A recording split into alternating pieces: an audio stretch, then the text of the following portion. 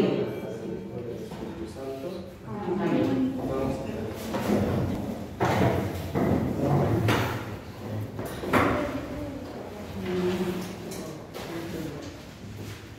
Nos quedamos en la página 36.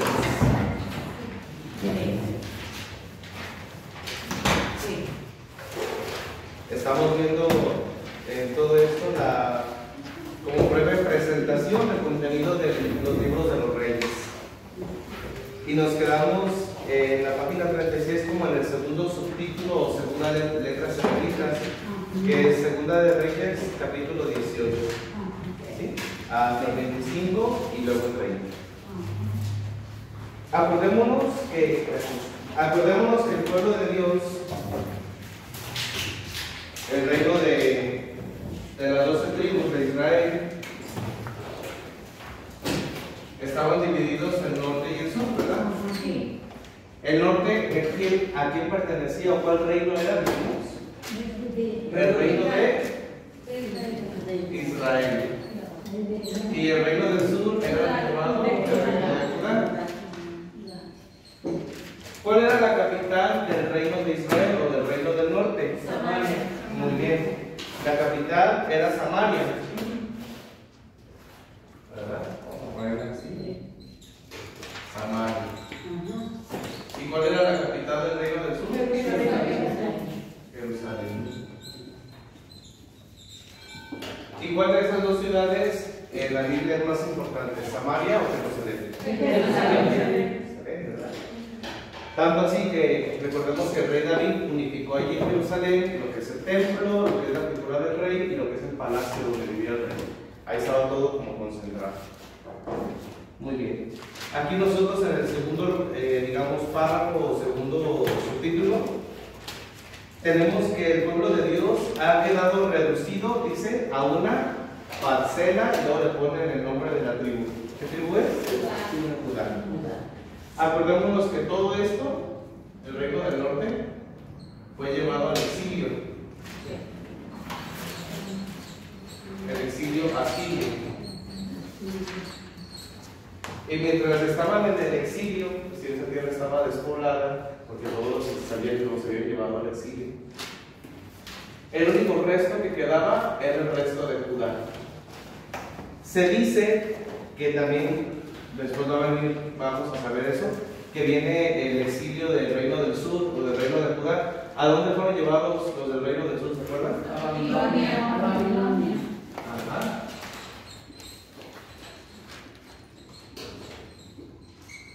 Exilio babilonio.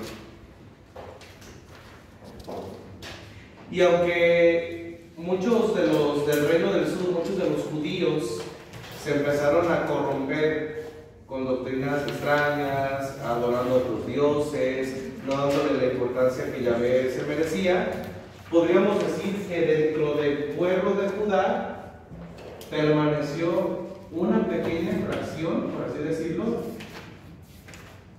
¿sí?, que siempre se mantuvo fiel a las cosas de Dios. Y son los que llamamos los Anahuim. ¿Sí? Los Anahuim también son llamados los pobres de Yahvé.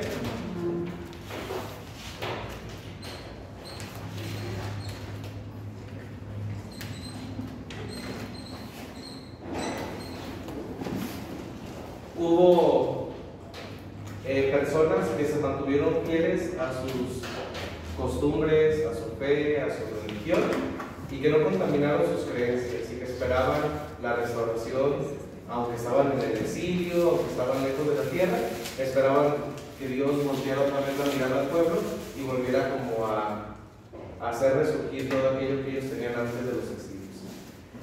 Se dice que, por ejemplo, María Santísima su ascendencia pertenecía a los Anahuim, a los pobres de Yahvé.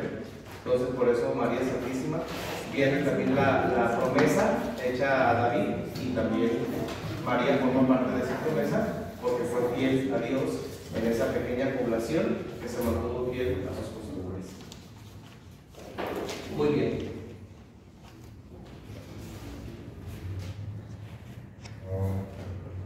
Hablamos de dos reyes fieles a la alianza de Dios en el reino de Judá, en el reino del sur. Ahí los tenemos: Ezequías y Josías. ¿Sí? Fueron dos reyes de Judá fieles a Dios: Ezequías y Josías.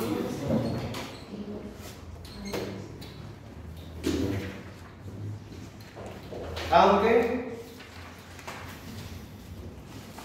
intermedio a ellos dos vamos a tener el reinado de un rey que no fue bueno a los ojos de Dios, y que ese rey fue el que finalmente ocasionó que la ira de Dios se colmara, que la paciencia de Dios se colmara y que llegara la ira de Dios. Hablamos del rey Manasés. Entonces podríamos decir: el rey Ezequías, palomita, muy buen rey. El rey Josías también, pero el rey Manasés es considerado un rey malo que no es la voluntad de Dios. El primer rey, Ezequías, inició una reforma religiosa para que el pueblo no se le olvidara volver a Dios.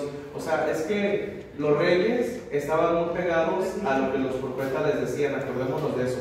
Un rey bueno escuchaba al profeta de Dios y hacía que la palabra del profeta todo el reino la escuchara. Pero un rey malo escuchaba al falso profeta y hacía que las palabras del falso profeta inundaran todo el reino. Por lo tanto, el rey Ezequías fue de la mano con el profeta Isaías.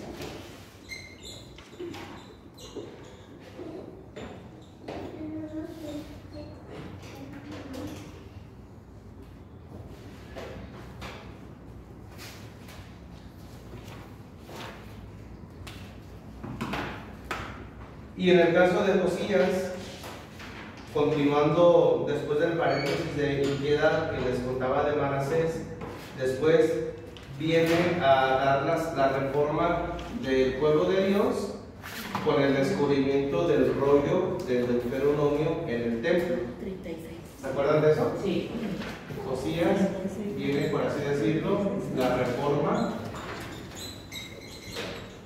deuteronomista.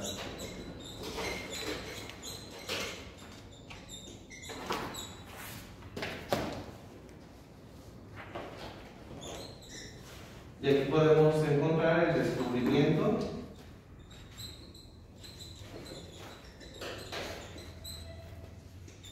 del Deuteronomio. ¿Se acuerdan que precisamente por eso se le llama Deuteronomio? A ver, recordando lo que veíamos al principio del curso. ¿Qué significa Deuteronomio? Después de números. A ver. Estas son las palabras. Ese es el de Barín. Ajá, de Barín, estas son las palabras en hebreo. Pero la palabra Deuteronomio que es en griego, segunda ley. ¿Se acuerdan? Sí. Y por eso se le llamaba así, porque fue descubierta después y se volvió a leer como la segunda vez que se repasa la ley de Moisés. Entonces ahí está.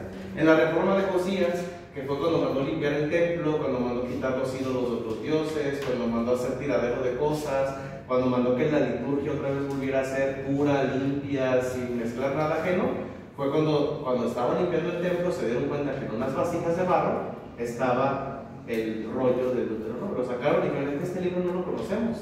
¿Cuál es? Pero lo empezaron a leer. Estas son las palabras de Barín, así se llamaba el libro. Le pusieron Deuteronomio después.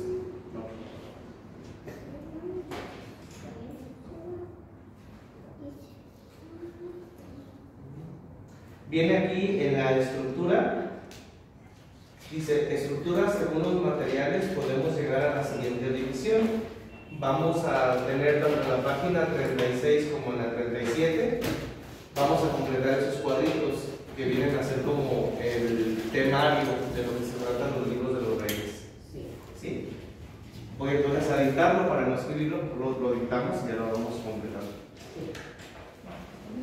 Dice a ver arriba, número 1, reinado de Salomón. Ahí, si ustedes se fijan, vamos a abarcar la primera de Reyes, los primeros 11 capítulos, ¿verdad? En la página 36.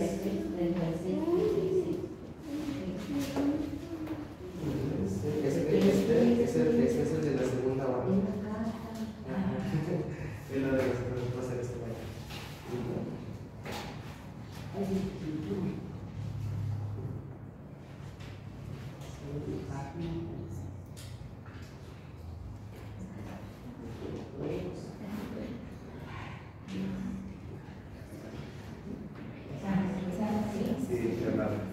Muy bien. El punto número 1 se titula así: Salomón sucede a David. Es la sucesión, ¿verdad? Número 1, Salomón sucede a David. Con eso dice el libro de los Reyes. Salomón sucede a David.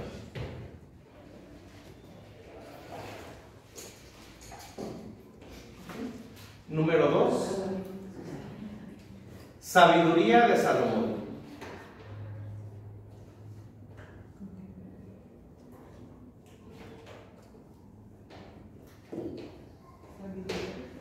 Número 2, sabiduría de Salomón. ¿Se acuerdan del ejemplo que dijo otra vez? De la mamá que lo pactan, ¿verdad? Sí. No, que se lo quede mejor ella, porque no es su mamá, que no. Esta es la mamá de calabozo por mentirosa. Número 3, construcciones de Salomón. Vamos de los materiales, ¿verdad? Construcciones de Salomón.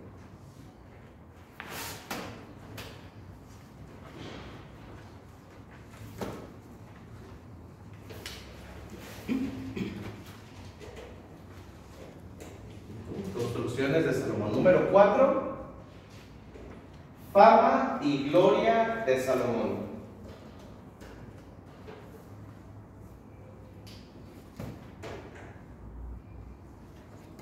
¿Se acuerdan ustedes qué personaje importante fue a mirar a Salomón en su reinado? La reina del sur. Y no es la de la novela, ¿eh? Sí, la reina del Sabá, la reina del sur de Sabá. Sí. Ella es la reina del sur de Sabá. Sí. No es la novela, no fue ahí. Con la... Estamos confundidos. No fue aquella el castillo. Sí, y dice que precisamente ha de haber sido algo muy impresionante, porque Salomón, bueno, tenía muchas riquezas, pero recuérdense que Dios le dio mucho, ¿no? Pero que haya venido una mujer de tan lejos, o sea, y fue una reina, ¿verdad? Para empezar, o sea, no se fue caminando, obviamente, la llevaban cargando a la señora, a la señorona, y llevaba un montón de esclavos y oro y joyas. Imagínense para Jerusalén cuando vieron eso que llegó, ha de ser una fiesta, ¿no? Y fue para Salomón, y por eso Jesús le reclama, ¿verdad? El día del juicio la reina del sur se levantará contra ustedes, porque ella vino de tan lejos para escuchar la sabiduría de Salomón. Y aquí hay alguien más que es Salomón. O sea, que él se puso, Jesús se puso por encima de Salomón. Y luego dice: la gente de Nínive se levantará contra ustedes, porque ellos se convirtieron por la predicación del profeta Jonás. Y aquí hay alguien más grande que Jonás. O sea, Jesús se puso como más grande que Jonás y más grande que Salomón, ¿verdad? Interesante, ¿no? La comparación que se hizo. Bueno, fama y gloria de Salomón. A la vuelta, en la página 37, número 5, decadencia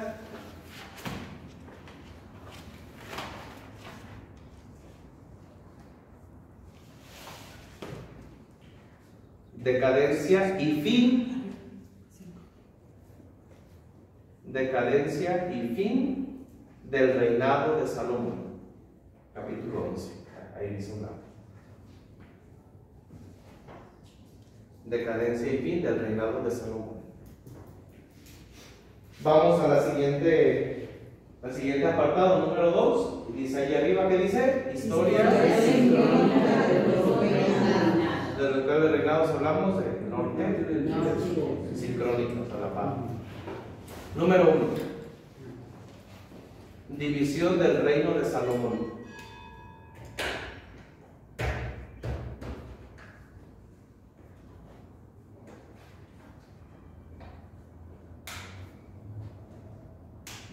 División del reino de Salomón.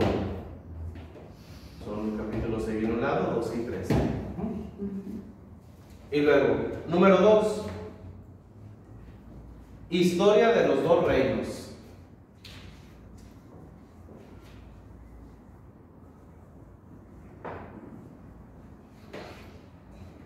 Historia de los 2 reinos hasta Elías. Ahí mismo.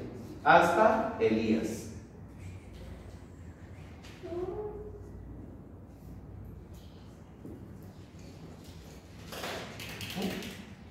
allí hasta el 10.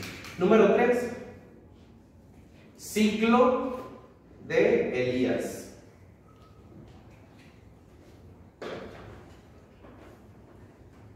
Ciclo de Elías. Ciclo. Ciclo. Ciclo. Ciclo. Ciclo. Sería como ciclo, ¿no? Ciclo. Ciclo de Elías. Número 4. Ciclo de. ¿Quién cree que sigue? Después de Elías, ¿quién venía? Eliseo. Eliseo. Muy bien, chicos, listos, muy bien. Ciclo de Eliseo. Número 4. Ay, está bien, pues. No viene.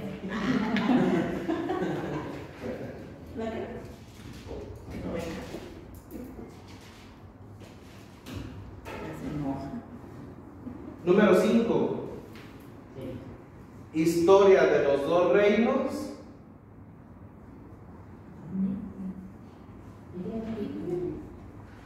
Historia de los dos reinos hasta el fin de Samaria. Historia de los dos reinos hasta el fin de Samaria.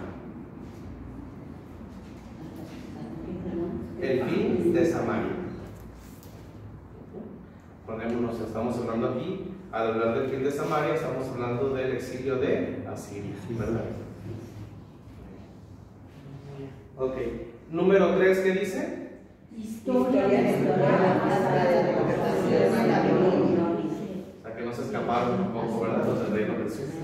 Se tardó un poquito más en llegar, pero llegó. Número 1. Reinado de Ezequías. Número 1. Reinado de Ezequías. Aquí está como se escribe, ¿verdad? Sí. Pueden que Judá hubo sus 3 reyes. Número 2. Reinado de Manasés. ¿Está? Ezequías, número 2. Reinado de Manasés y Amón. ¿Reinado de qué? Manasés. De Manasés, aquí está. Manasés y Amón. Como jamón, pero sin J. Amón. Otro rey. Amón sin J. Como jamón sin J, Amón. ¿Y nomás una O? Ajá. Y Amón, ¿verdad? Ajá, y Amón. Número 3. Reinado y reforma.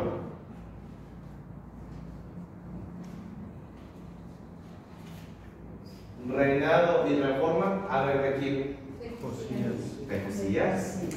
Así es, de Josías. Ese Josías hizo muchas cosas muy buenas. Reinado y reforma de Josías. Y número 4. Últimos reyes de Judá.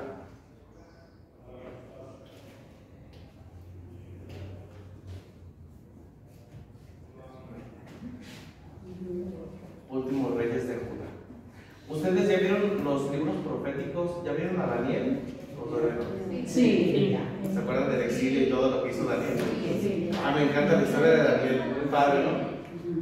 Cuando le abrió la mano, ¿no? Y que la mano caminó y que escribió ese labio. Sí. Qué bonito, sí. Y luego que se comió un pan de uvas consagrado a no sé quién y ya le andaba. Cuando nos metieron con los al horno, ¿verdad? Y que empezaron a cantar. Ananías, Azarías y Misael, cantando como si nada en medio de todo. Que no se quemaba. Y por eso el rey Nabucodonosor le tuvo, ¿verdad? Le tuvo mucho cariño a Daniel. Número 4. Dice género. De los libros de los reyes.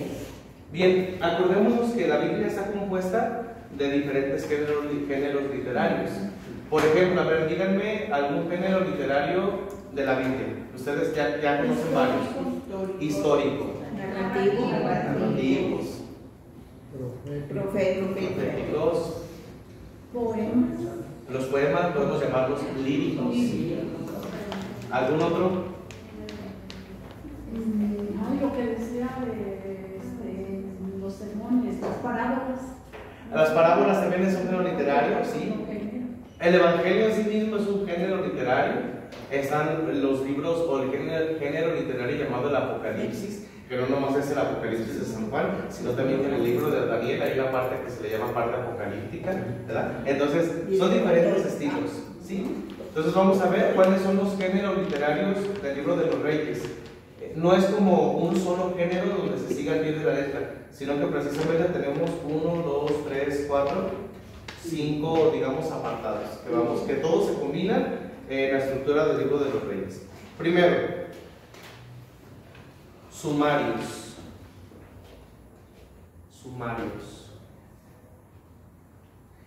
Sumarios redaccionales, así se les llama. Redaccionales.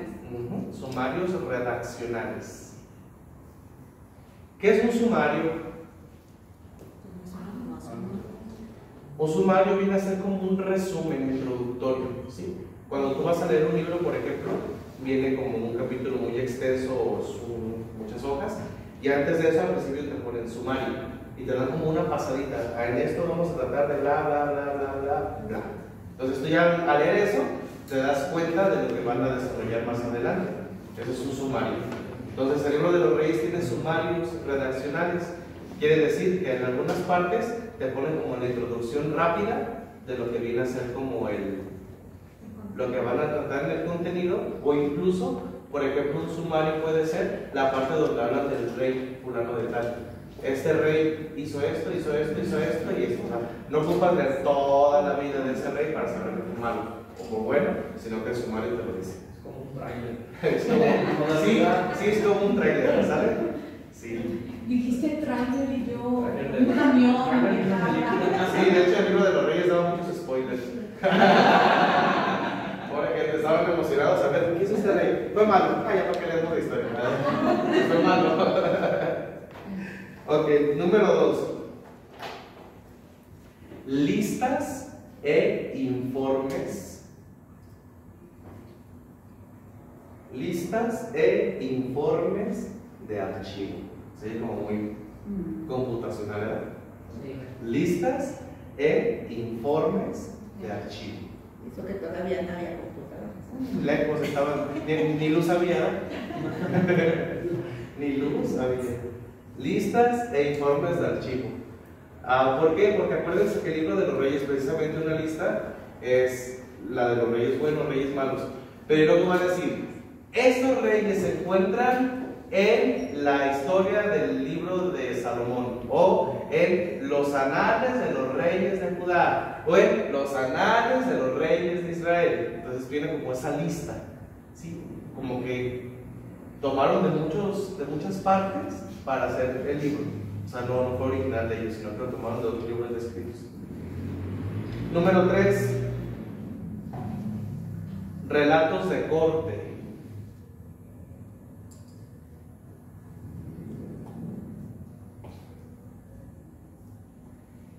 Cuando hablamos de relatos de corte, se entiende como historias como que se incrustan, ¿sí se dice así? ¿Incrustan?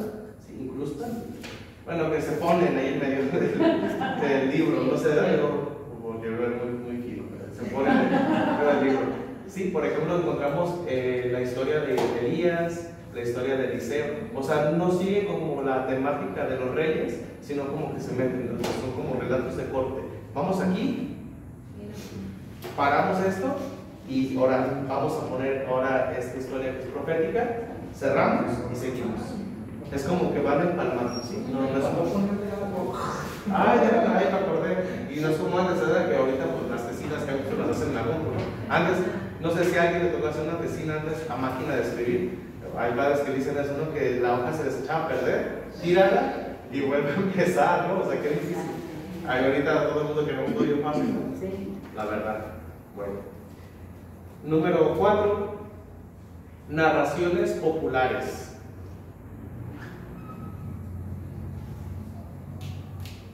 ¿Qué es una narración popular? Pues que está narrando algo de lo Que se transmiten de boca a boca. Es muy conocida. Ajá. Lo que pasa, la palabra popular, nosotros lo relacionamos inmediatamente como famosa, ¿no? Así como popular es famosa. Pero más bien aquí se refieren a narraciones populares, eran las narraciones que el pueblo conservaba como en la memoria entonces lo pusimos por escrito. Yo me imagino que una narración popular precisamente ha de haber sido, por ejemplo, la batalla entre David y Goliat, ¿no? Un ejemplo. O sea, sí fue popular, fue famosa aparte, fue famosa, pero fue popular porque la gente la mantuvo viva durante mucho tiempo, o sea, se lo contaban entre ellos. Era como un chisme bien contado que se lo ponían, ¿verdad? No vayan a pensar que una narración popular es como la historia del chupacabras, porque también fue famosa, pero pues eso fue mentira, eso fue algo verdadero. ¿Sí se acuerdan del chupacabras, no? Sí. La gente bien asustada, yo me acuerdo que mi mamá no nos sacaba de latinos solos. Sí, de verdad, yo me acuerdo que no. Y en la noche te llenas y los niños porque el chupacabras anda suelta. Bueno, en ese tiempo nos la creíamos, ¿eh? Acuérdense, no hay que cometer anacronismos ni patrocentrismos, ¿verdad? Ok. Número 5. Aquí son como varias, digamos, en el mismo renglón. Plegarias, ¿vale? Plegarias, ajá, coma, oráculos, coma, leyendas proféticas,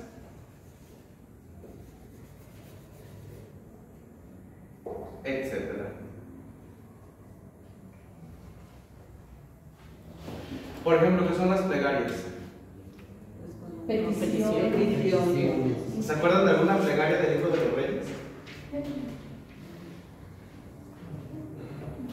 A ver, por ejemplo, la plegaria que hace el profeta Elías ante el altar de Baal y de...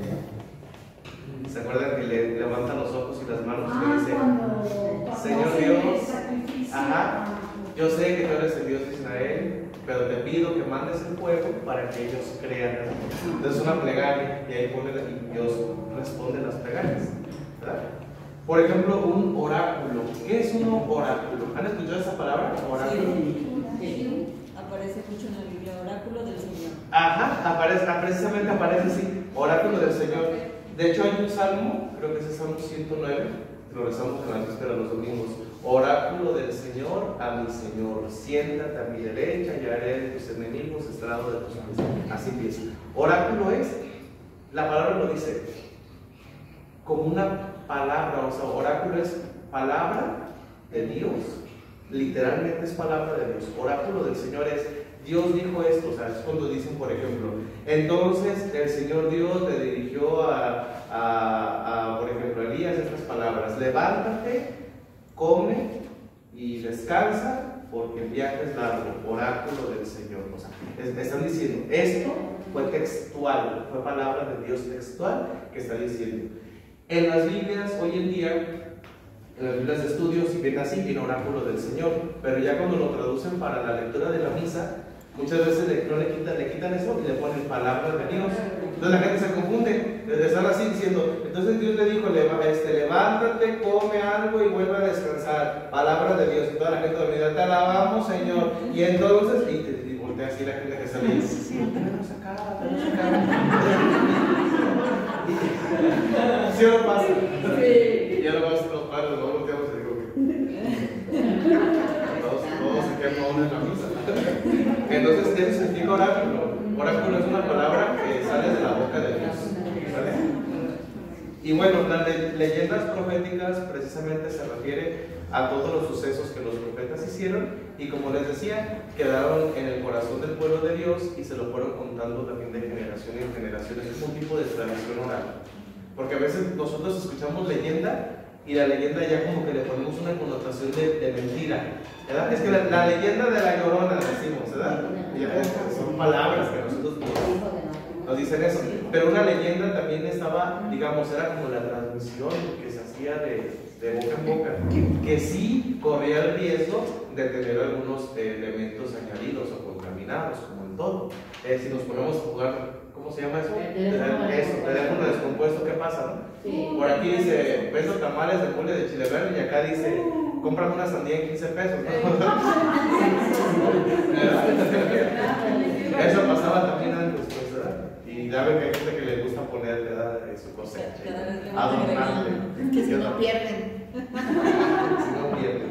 Bueno, Entonces, tradición de boca en boca. sí, eso podríamos decirlo que de alguna manera es la leyenda profética. O sea, sí es la tradición de boca en boca, tradición siempre dice, pero sí podríamos decir que se contaminaba ciertos aspectos y están contaminados. Por ejemplo, no sé qué tan cierto bueno sea esto. Por ejemplo, lo que decimos de que el profeta Elías fue llevado en un carro de fuego a los cielos. Habríamos que ver eso bajo qué sentido literario se está poniendo, porque a lo mejor es una manera de decir, bueno, era un hombre tan grande para los ojos de Dios y del pueblo que se dice que fue llevado al cielo en un carro de fuego, pero podríamos decir que fue llevado a su alma, porque en un sentido teológico, especialmente hablando, teológicamente hablando, antes de la llegada de Cristo eso era imposible. Ninguna persona podía ir al cielo, se quedaba en el seno de Abraham. ¿Sí? Entonces, teológicamente sabemos que cuando Cristo muere y resucita, abre las puertas del paraíso. Y por eso, con toda certeza, decimos que María Santísima fue asunta a los cielos en cuerpo y alma. Pero si decimos eso de Elías, habríamos que ver hasta qué punto es una precisamente leyenda profética. O sea, eso a lo mejor lo entendido de una manera, no quiere decir que literalmente fue así. ¿Sí? A eso está refiriendo.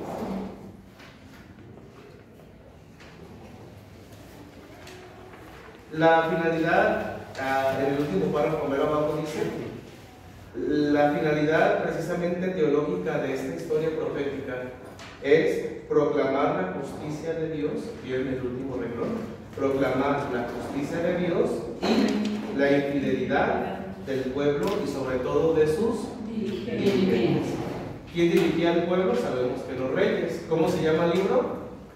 Los reyes. ¿De quién va a hablar? De los reyes. Ok.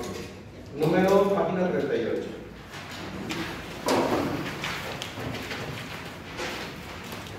Si ya conocimos el estilo, si ya conocimos más o menos el autor que dijimos que fue la comunidad del exilio, si ya conocimos el tiempo que dijimos que fue en el exilio donde se escribió, ahora vamos a ver las fuentes, de dónde se nutrió o de dónde se nutrieron los autores para poderlas escribir. Podríamos dividirlos en 4 diferentes tipos de fuentes, como 4 grupos, A, B, C y D, ¿verdad? La primera dice, inciso A, ahí viene arriba, material redaccional deuteronomista. Y aquí podríamos ver que, como hablamos del material deuteronomista, pues hablamos del libro del Deuteronomio y de toda la tradición del Deuteronomio. Y ahí vienen 3 puntos. ¿Quién me ayuda con el primero? Los sumarios redaccionales. ¿Se acuerdan lo que habíamos dicho que es un sumario, verdad? Que es como una introducción, una síntesis de lo que se va a hablar, o simplemente para no buscarlo en otra fuente, se te dice, este rey fue malo, ya ni lo busques, ¿verdad? Si tú lo quieres buscar, está en tal libro, pero si no, fue malo. Punto. Y luego, segundo, ¿quién me va a ayudar? Discursos o reflexiones deuteronomistas. Recordemos que en el corazón del pueblo judío la ley deuteronómica va a estar muy presente. Esa ley hablaba de la fidelidad o de la infidelidad a Dios. Acuérdense, eso es bien, que lo tienen que tener ya hasta dormidos, lo tienen que saber. Si eres fiel a Dios, Dios te va a bendecir. Si eres infiel a Dios, Dios te va a maldecir. Se lo tenían así. Padre, pero Dios no maldice. Sí, ya sé que Dios no maldice, pero no caigamos en el error de juzgar con criterios actuales las cosas del pasado. La gente así lo pensaba y punto. Era su manera de pensar. Dios castiga si te portas mal. Y número 3. Glosas y retoques deuteronomista. ¿Qué es una glosa? Una glosa, podríamos decirlo, que en la Biblia se entiende como una explicación de un comentario difícil de entender. Es como, padre, ¿qué significa eso? ¿O por qué lo habrán puesto aquí? El mismo libro de los Reyes te explica. Esto es, porque anteriormente se usaba de esta manera. Podríamos decirlo que alguien que, por ejemplo, en el Nuevo Testamento, alguien que incluye glosas en su libro es Mateo. Mateo incluye muchas glosas. Porque dice, por ejemplo, cuando y llegaron y tú no me diste, no, como decía el Señor regañó a los fariseos cuando les dijo, ustedes que antes de comer se lavan y lavan hasta las cazuelas y limpian la casa, y luego ponen más de otra paréntesis, porque los judíos tenían la costumbre de lavarse las manos hasta los codos, ¿sale? Esa es una glosa. O sea, está como incluido para explicar algo que a lo mejor si no eres de la cultura no entendías. Entonces, pues ¿qué tiene de malo que el Señor los haya regañado porque se lavaron las manos y las ollas? Ahí decía que lo hacía como una exageración. De alguna manera eso es una glosa. En el libro de los Reyes encontraremos varias. Bien. Entonces ya, digamos, tenemos el primer material que se refiere a lo que es el Deuteronomio. Esa es la primera fuente. Vamos con el segundo grupo de fuentes. ¿Qué dicen? Fuentes históricas,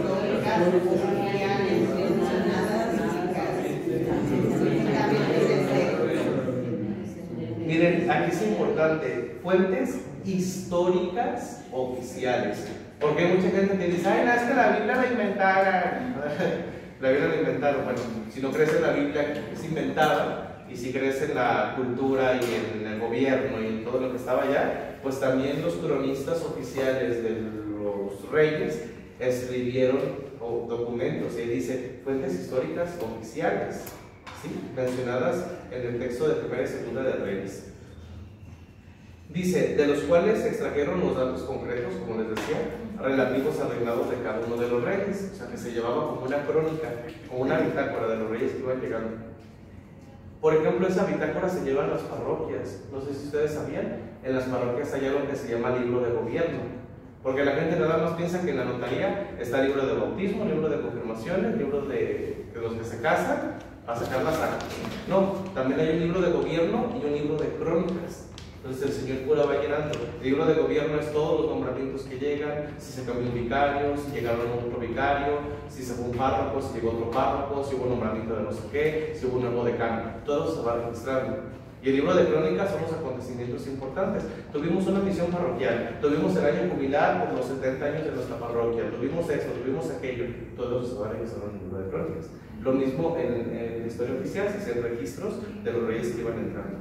Y tenemos 3 libros que son importantes para el libro de los reyes. Número 1 dice, el libro de... Por eso, no sé si ustedes han escuchado muchos...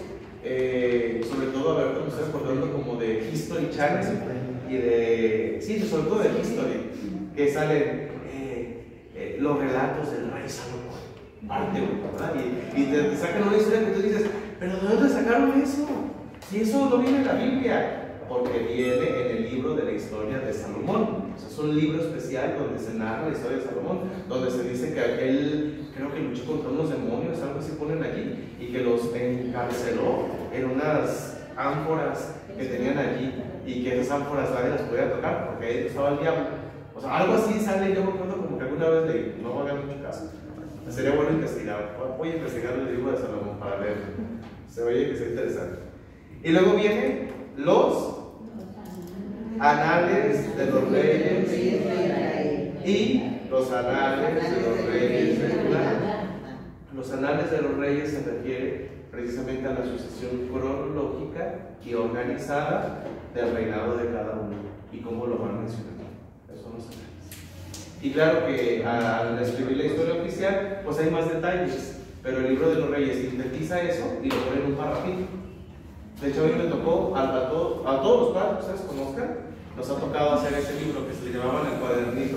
Había un padre de Pentateuco que nos dejó hacer todo eso. Entonces era leer el libro de los Reyes, leer cada párrafo y poner y especificar el rey fulano de tal, si fue bueno, si fue malo, qué fue lo que hizo, si la Biblia lo dice.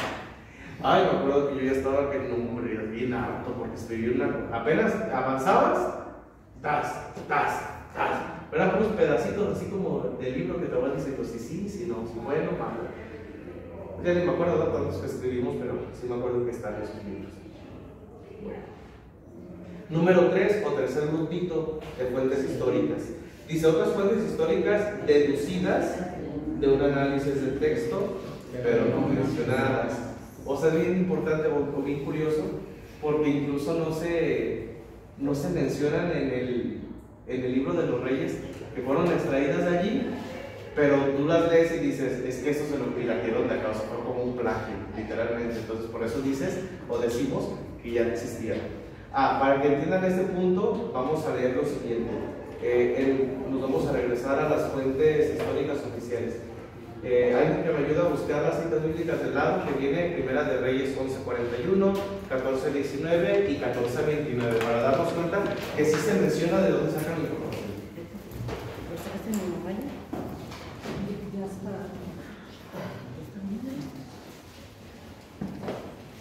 Bendito pozole. Bendito pozole.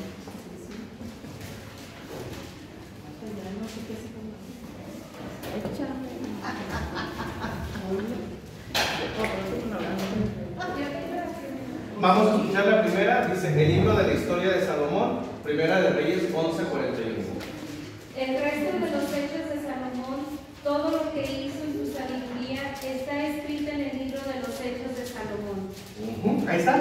El libro de los Reyes nos vincula, por así decirlo, al libro de Salomón, que existe. Ajá. Y luego viene Primera de Reyes 14:19. Adelante. El resto de los hechos de Jeroboam, cuanto guerreó y lo que reinó, está escrito en el libro de los anales de los reyes de Israel. Ahí está. Entonces te está diciendo, si quieres conocer más, visita esta página web háganme cuenta, ¿no? Y por último, Primera de Reyes 14:29. Adelante. El resto de los hechos de Roboam, todo cuanto hizo está escrito como se sabe en el libro de los anales de los reyes de Judá. Ahí está. Alabamos. Ahí está. Pero ahí estaba en pregunta.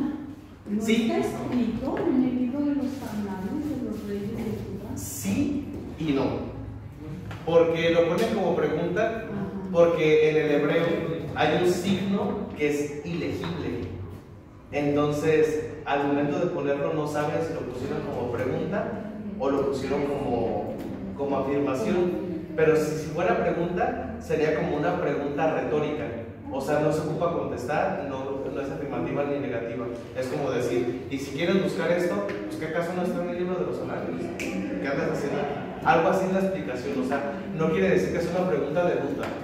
No hay duda, porque esos libros se tienen. En los anales de los reyes se tienen físicamente. Y se ha corroborado que sí viene aquí todo. Sí viene como una pregunta. Es curioso la manera de redactarlo. Bueno, ahora sí, entonces si ustedes se fijan, hay otras fuentes deducidas, no viene explícitamente, se sacó de este lado, pero al momento de leer se intuye y se sabe que es de otra fuente más antigua donde se sacó la información, y son 4. ¿Cuáles son? Primero, La historia de la sucesión. la historia de la sucesión, que hablamos de la sucesión de quién? Del rey David. De David a Salomón. Número 2, La historia de Salomón. número 3, La crónica del negro. y número 4,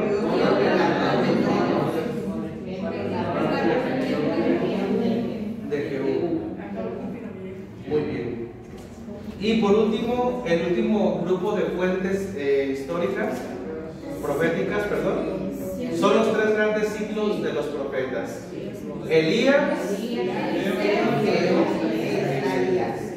y luego dice, lo más característicos son los de Elías y Eliseo, como los más populares, ¿verdad?